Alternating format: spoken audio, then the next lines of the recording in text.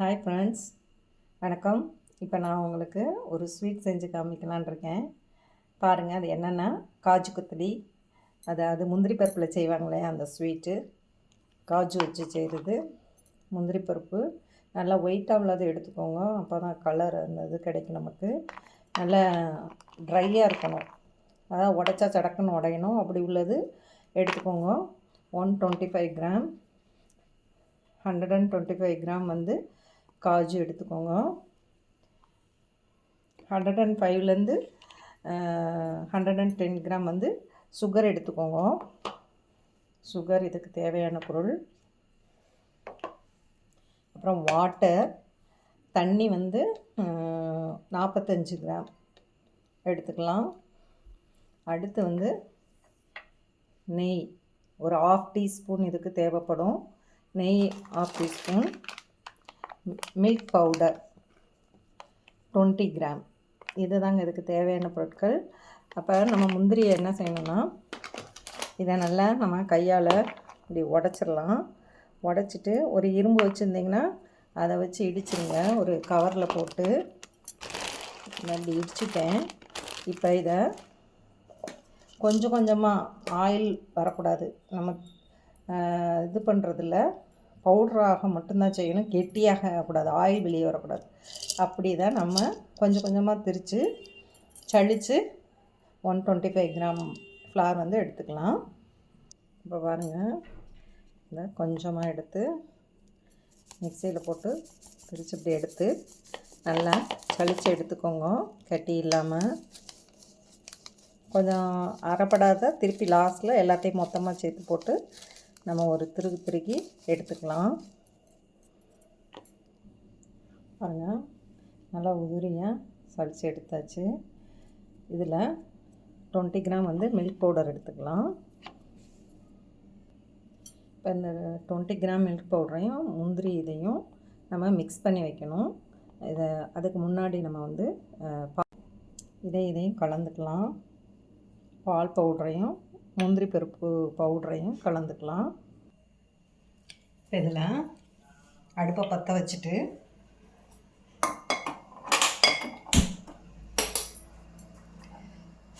சர்க்கரையும் சுகரையும் வாட்டரையும் நம்ம மிக்ஸ் பண்ணிக்கலாம்.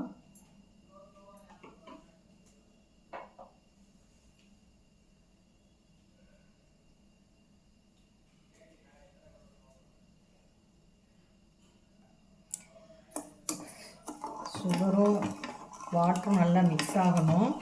அது கரைஞ்ச பின்னாடி நம்ம கொஞ்சம் குறைச்சி வச்சு இது பண்ணலாம்.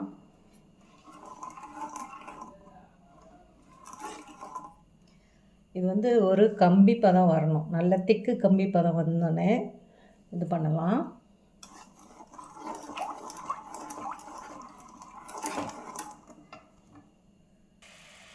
இது வந்து நல்லா கொதித்து சர்க்கரை ஓரளவுக்கு கரைஞ்சிருச்சு.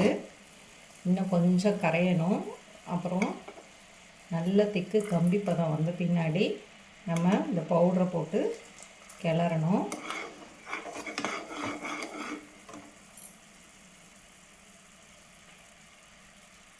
நான் சிம்மில் தான் வச்சுருக்கேன்.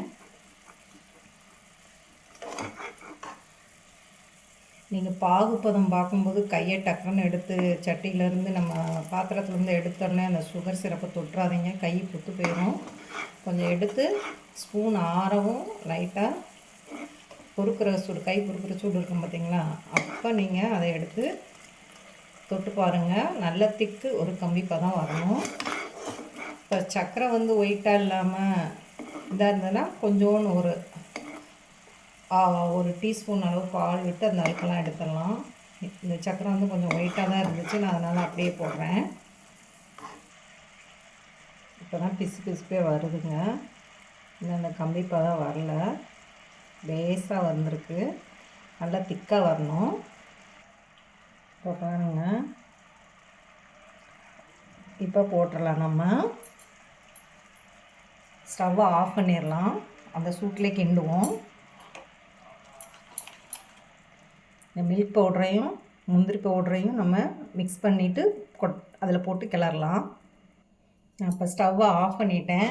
பாருங்கள், இந்த சூட்லேயே இந்த இதை கொட்டி மில்க் பவுடரும் அதையும் கிளறிடுவோம்.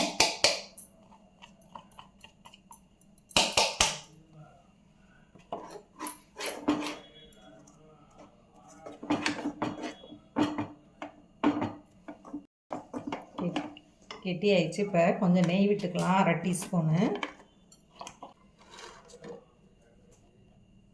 1/2 டீஸ்பூன் நெய் விட்டுறலாம். இப்போ மறுபடியும் ஸ்டவ்வை நம்ம ஆன் பண்ணிக்கலாம். ஆன் பண்ணிட்டேன். திருப்பி அந்த சுகர் வந்து இலகும் இல்லையா, நெய் விட்டாச்சு. இது கொஞ்சம் பச்சை வாசனை போகணும்.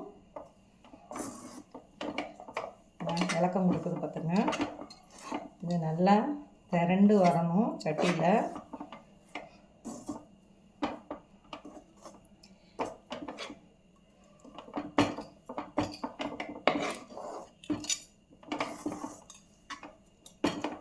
நான்ஸ்டிக் கடாய் இருந்தால் உங்களுக்கு ஈஸியாக இருக்கும் செய்கிறதுக்கு.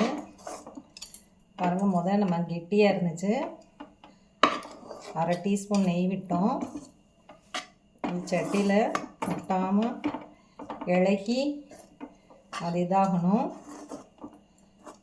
அப்போ எடுத்து மறுபடியும் நம்ம ஒரு பிளாஸ்டிக் சீட் இருந்தால் போட்டு அதை நம்ம தேய்க்கணும். ஆனால் நான் வந்து அடுப்பு டாப் மேலேயே போட்டு நான் தேய்ச்சி ஆற வச்சு அதை நான் உங்களுக்கு நான் கட் பண்ணாமல் உங்களுக்கு ஒரு மோல்டில் போட்டு காமிக்கிறேன் டிசைனாக. பாருங்கள், சட்டியில் மொட்டாமல் வந்துருச்சு. இதை ஸ்டவ்வை ஆஃப் பண்ணிடலாம். அந்த சூட்லேயே நம்ம கிண்டி இறக்கிடலாம்.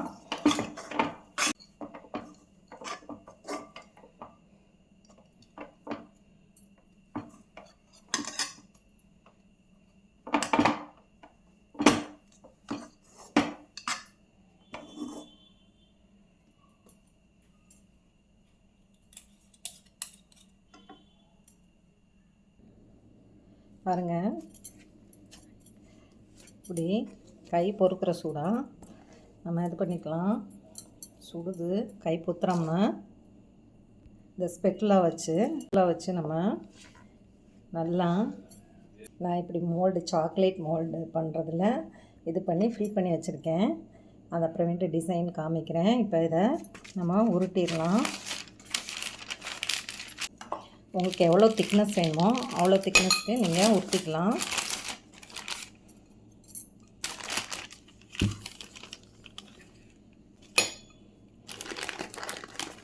கொஞ்சம் ஈஸியான வேலை தான், ஆனால் கொஞ்சம் கரெக்டாக செஞ்சோன்னா நமக்கு ரொம்ப அழுத்தி தேய்க்காதீங்க, மேடு பள்ளமாயிடும். இதை கட் பண்ணிடலாம். சூடு ஆறவும் அப்புறம் நம்ம எடுத்துக்கலாம்.